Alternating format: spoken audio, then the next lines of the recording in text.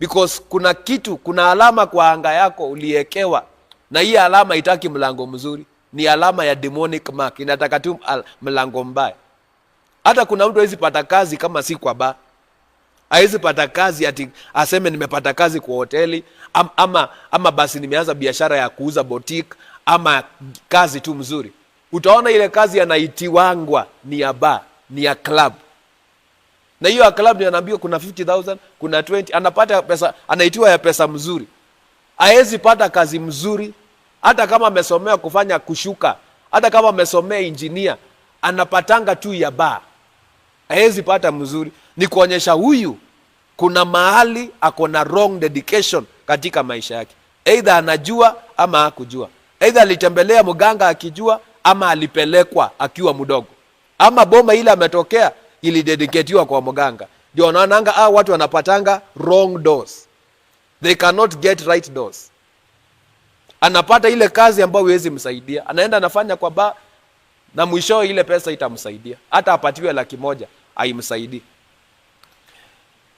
Deuteronomy chapter 18 verse 10 to 14. Deuteronomy chapter 18 verse 10 to 14. Nataka tuwekee hii miracle ili tukuja tuendelee. Mwelekezi. Mimi huwa nasumbuliwa na madhabahu ya babu yangu. Inakufanya nini?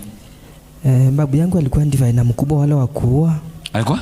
Divine mkubwa, wale wa kuua. Anaua nini? Alikuwa anaua watu. Aje? Through witchcraft. Anawaroga. Yeah. Anawaombea kinyume ama anafanya nini? Alikuwa anawaronga. Pia alikuwa priest wa Hindu worship na master wa tradition. Huko ni wapi? Mboni. Huyo si divine. Divine ni ule hata ako na kanisa tu. Anajificha hapo kwa Bible. Alikuwa anatumia Bible? Yeah. Alikuwa anatumia Bible. Wewe unaitwa nani?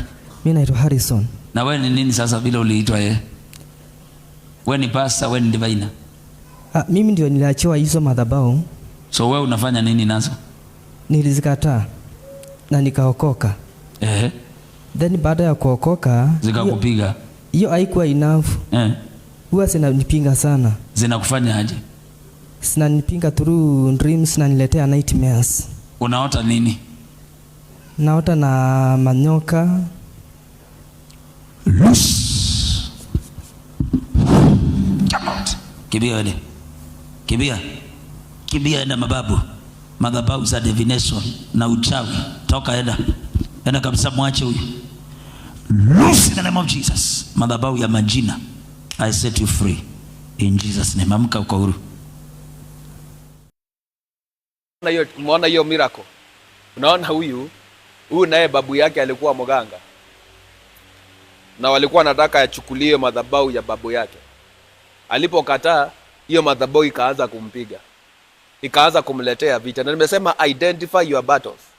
Identify your battles. Babu yake alikuwa amejidedicate kwa uganga na amededicate hiyo familia. Amededicate hiyo boma. Sasa yeye amekuja ameokoka, lakini anaota ndoto mbaya. Mbona anaota ndoto mbaya? Si ati hajaokoka, ameokoka. Lakini because kuna alama ya kule mpaka wamkujie. Kuna alama ya kule mpaka wamkujie. Huyu ndo alikuwa anafaa achukulie uganga wa babu yake.